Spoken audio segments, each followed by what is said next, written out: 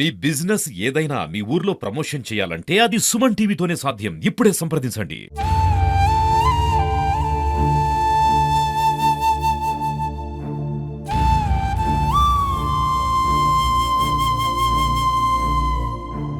ఇంటికి వస్తా ఈ పైసలకి ఏమి ఇబ్బంది లేదు, చదువులకు ఇబ్బంది లేదు. నీ బిడ్డను కూడా చదివించుకో. నెల నెల పైసలు వేస్తా బ్యాంక్ అకౌంట్ లా. ఏ చిన్న ఇబ్బంది రావద్దు అమ్మాయికి.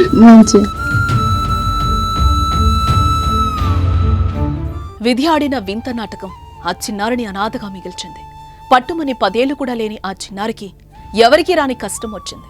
తల్లి అంతిమ సంస్కారాల కోసం ఆ చిన్నారి పడిన వేదన, ఆవేదన చూస్తే కంట నీరు రాక మానదు. ఈ హృదయ విదారకర ఘటన నిర్మల్ జిల్లాలో చోటు చేసుకుంది.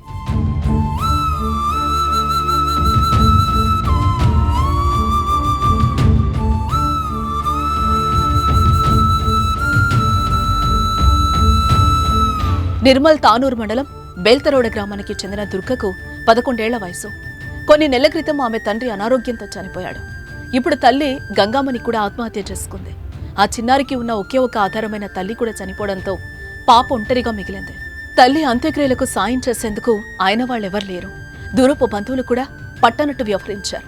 దీంతో చేసేదేం లేక తల్లి అంత్యక్రియల కోసం ఆ చిన్నారి భిక్షాటం చేసింది. సాయం చెయ్యండి అంటూ గ్రామస్తులను వేడుకుంది. స్థానికులు ఇచ్చిన 10ో పరకో పోగేసి తల్లికి అంతిమ కార్యక్రమాలు నిర్వహించింది. 11 ఏళ్ల చిన్నారి తన తల్లి అంత్యక్రియల అవసరాల కోసం చందాలు అడగడం అందరినీ కలిచివేసింది. నిర్మల్ జిల్లా ముధోల్ తాలూకా తానూరు మండలం బెల్తరోడా గ్రామంలో నివాసముంటున్న గంగామణి భర్తతో గొడవపడి కూలీనాలీ చేసుకుని 11 ఏళ్ల కూతురు దుర్గతో కలిసి ఒంటరిగా జీవనం సాగిస్తోంది. ఈ క్రమంలోనే భర్త అనారోగ్యంతో చనిపోయాడు.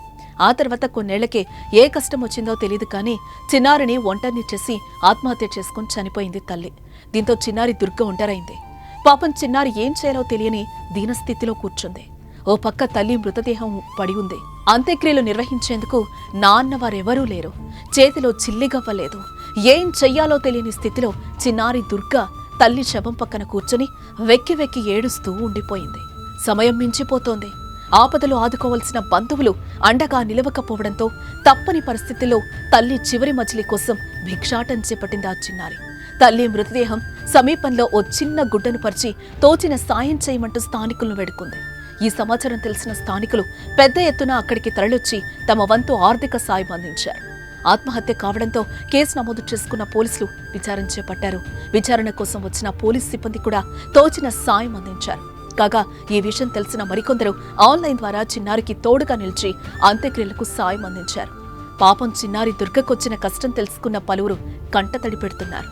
అండ్ మీరు ధైర్యంగా ఉండాలి, ఏం బాధపడకండి అమ్మా, మన అందరూ మీతో పాటు ఉన్నాము. ఏదో ఉంటేనే మనకి చెప్పండి. అదే సార్ వచ్చారు కదా, వాళ్ళు ఉంటారు. ఒక టీచర్ కి కూడా పంపిస్తాం. మీకు ఒక స్కూల్ తీసుకుపోతున్నారు, అక్కడ మీలాంటి చాలా మంది ఉంటారు. సరేనా? మంచిగా చదవాలి, మంచిగా తినాలి. తినండి. ఇప్పుడు మీ ఆరోగ్యం ఓకేనా అమ్మా? సరే దుర్గా, మీ కుటుంబంలో ఇంకా ఎవరు ఉన్నారు? చుట్టవాళ్ళు ఎవరు లేరు మీకు? బాబా పెద్దమ్మ ఉంది. ఓకే, పెద్దమ్మ అంటా చేసి మీకు ఫుడ్ ఇచ్చారా? ఓకే, సరే, జాగ్రత్తగా. ఇక చిన్నారి విషాద కథపై కేంద్ర మంత్రి బండి సంజయ్, మంత్రి కోమటిరెడ్డి వెంకట్రెడ్డితో పాటు జిల్లా కలెక్టర్లు, పలు పార్టీలకు చెందిన నేతలు కూడా స్పందించారు. తల్లిదండ్రులను కోల్పోయి అనాథగా మారిన బాలిక దుర్గకు ప్రతీక్ రెడ్డి ఫౌండేషన్ ద్వారా మంత్రి కోమటిరెడ్డి వెంకట్రెడ్డి ₹1,00,000 సహాయం అందించారు.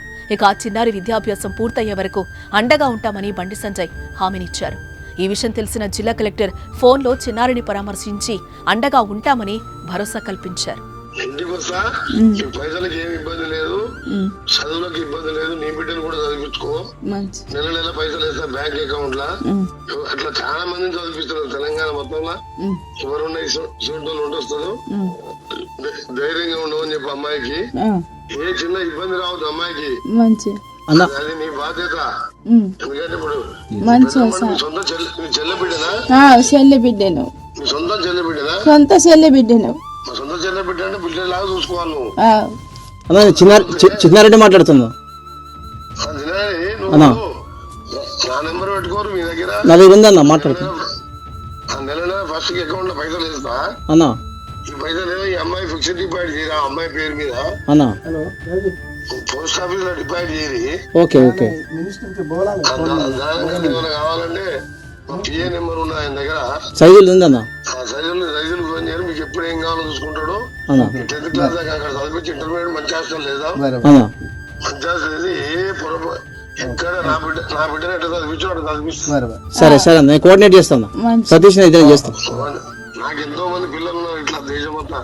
అన్నా నేను ఎక్కడ ఇబ్బంది రాకుండా చూసుకుంటా. నా బాధ్యత. ఎవరికి ఫోన్ చేయొద్దు, ఎవరిని అడగొద్దు. అన్నా 10 మంది దగ్గర పోయి పైసలు అడగ. ఏ బాధ్యత నా బట్టలు గిట్టలు మంచిగా వేసుకొని మంచిగా చదువుకోమని చెప్పు. మంచి తప్పకుండా అన్న నేను తీసుకొస్తాను ఒకసారి తీసుకొని వస్తాను మీకు వీలైనప్పుడు కల్పిస్తాను ఇప్పుడు వాళ్ళ పెద్దమ్మనికి కూడా చెప్పి అన్నా ఇల్లు కూడా ఎమ్మడే కలెక్టర్ గారిని పంపిస్తారు. అయిపోయి నా ఊరికి అన్నా కలెక్టర్ పంపించి ఇంటి దగ్గర చూసి అన్నా ఇందిరమ్మ ఇల్లు నా సొంత పైసలతో ఇల్లు కట్టిస్తా.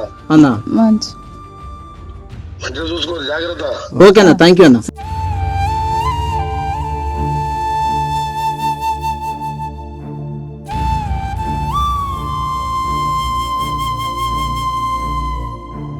ఇంటికి వస్తా. ఈ పైసలకి ఏమి ఇబ్బంది లేదు, చదువులకు ఇబ్బంది లేదు. నీ బిడ్డను కూడా చదివించుకో. మంచి నెల పైసలు వేస్తా బ్యాంక్ అకౌంట్ లా. ఏ చిన్న ఇబ్బంది రావద్దు అమ్మాయికి. మంచి